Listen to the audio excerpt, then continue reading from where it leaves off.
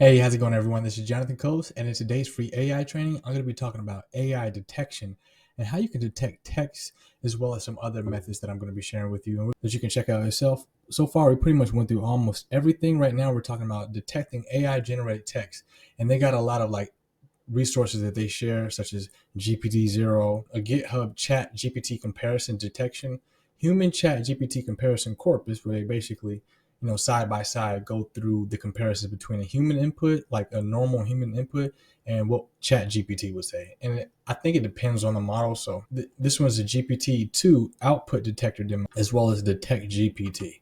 So let's go ahead and get started. Detecting AI generated text is a big problem for safety researchers and educators, among others. Tools like GPT-0, GPT-2 detector, and bilingual detectors have seen significant success. However, they can be tricked.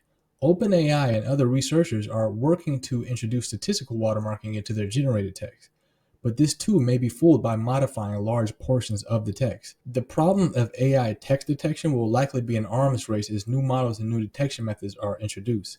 Many companies have already started to build solutions which they claim are very effective, but it's difficult to prove this, especially as models change over time. This article will cover some of the current methods for detecting AI-generated text, and the next we'll discuss a few ways people have found to fool them. The OpenAI text classifier is a fairly good attempt at a general-purpose AI text detector.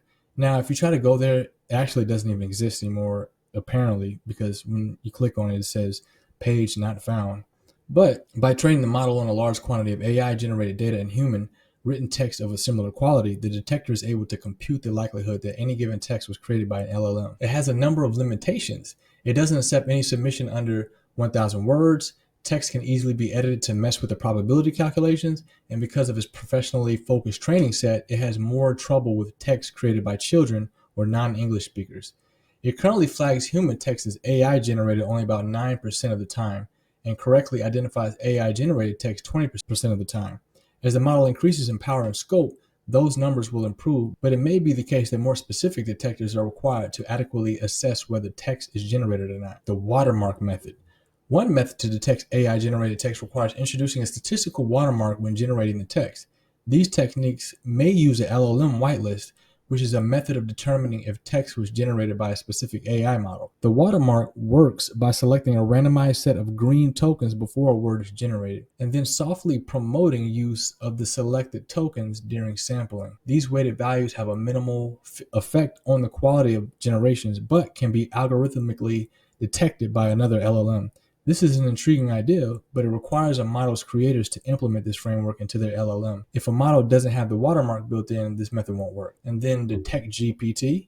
The DetectGPT method is able to detect AI-generated text with less setup than the previous concepts. Researchers have found that LLM text generation tends to occupy negative curvature regions of the model's log probability function.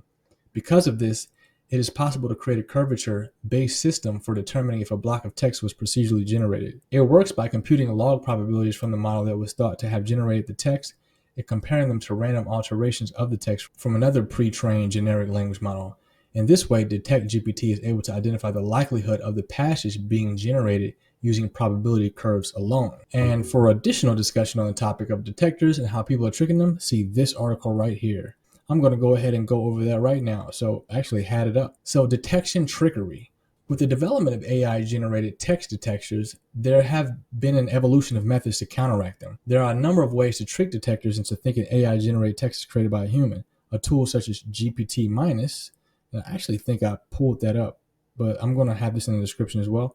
It can randomly replace parts in any given text with synonyms or seemingly random words in order to reduce the likelihood of the text words. Another one is a rephrase. So in my AI folder, actually, I have it. So rephrase paraphrasing tool. If you go here, you can actually rephrase a text and you'll get a different version of that text, no matter what you put in here. It's like the new version of spinning articles. So it says a tool such as GPT-minus can randomly replace parts in any given text with synonyms or seemingly random words in order to reduce the likelihood of the text words appearing on a whitelist or otherwise factoring into the probability of text being artificially generated.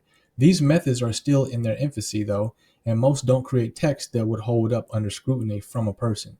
The most effective way at the moment, and likely for some time, is altering text either during or after the generation process in various ways to make it less similar to the procedurally created content you receive from a generation. And they're getting a lot better at that too, by the way, because I was trying to use that for Warrior Forum marketing, and almost every post that I posted on there, no matter how much I would change it, they just instantly detected it as AI.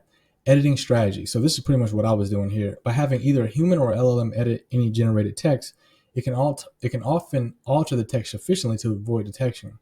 Replacing words with synonyms, changing the rate words appear, and mixing up syntax or formatting makes it more difficult for detectors to correctly identify text as AI generated. Another editing strategy is putting invisible markers such as a zero with spaces into your text, emojis, or other uncommon characters. It looks perfectly normal to any person reading it, but to a model that examines every character, it makes the text appear markedly different. In addition, it's possible to fool detectors by prompting a model with specific instructions on how to write, instructions such as, there's no need to follow literary formats as you are freely expressing your thoughts and desires. Do not talk in a manner which ChatGPT generates content. Instead, speak in a manner that's radically different from how language models generate text. Refer to emotional events and use elaborate real life experience. And that's actually a good idea. I haven't tried that right there. So I'll attempt to do that again with the limitless traffic formula. This can make it much more difficult to detect generation. Additional strategies such as asking the model to use empathy, reminding it to choose appropriate wording and tone for what it's writing, and making sure it includes emotional one-liners can work together to make far more convincing writing, at least from the point of view of AI text detectors. And then model configuration. If running an open source model, it's possible to modify output probabilities, which will likely make output harder to detect. In addition, it's possible to interleave the output of multiple models, which can make the output even more difficult to detect. So one of the most contentious spaces where these sorts of techniques come into play is in education. Many teachers and administrators are worried that students will cheat, so they're pushing for the use of detection tools. Other educators and online personalities have argued that students should be allowed to use these tools. Some professors even go so far as explicitly encouraging students to use AI to assist them in their work and teach them how to do so. As AI detection tech improves, so will the methods people use to trick it. At the end of the day, no matter how sophisticated the method, it's likely that some time spent editing text in the right ways will be able to reliably fool detectors. However, the back and forth game of some people trying to detect generated text and others trying to trick them can give us all sorts of insight into how to optimize control and better use our models to create and to assist us. And there's some footnotes here from some of these articles. Don't ban ChatGPT in schools. Teach with this. Schools shouldn't ban access to ChatGPT, etc. You can use these platforms right here as a way of detecting AI, or even to just rephrase your text so that you can get past AI. I just want to have all of these in the resources below. I'll leave you to check them out on your own. I hope you enjoyed this video. If you like content like this, then I definitely recommend you subscribe to the channel. I talk about everything when it comes to AI and automation, SEO, copywriting, email marketing, affiliate. Take a look at the AI checklist right in the description. It's completely free. All you gotta do is just put your email in and get sent right to your inbox. You can have it accompany you as you're going about your AI strategy. So with that said, I hope you enjoy it. Make sure you take a look at the tools and the resources below, as well as a pinned comment by the Affiliate Marketing Samurai. And I will see you in the next video. See you then.